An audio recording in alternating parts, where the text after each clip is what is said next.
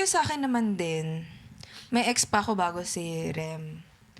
Tapos, yun, ano ba siya? Serious siya. It's very serious. Kasi nga, parang sabi ko, yung next ako magde-date, dapat serious na. Hindi na yung babaw lang yung reason. And one of the reasons why, kasi parang ang bait kasi nun. Sobrang bait niya. Siyempre, kilala mo lahat nung mga yun. Oo. Tapos, pero, despite that, cheat pa rin siya. Totoo. Napakabait mo talaga.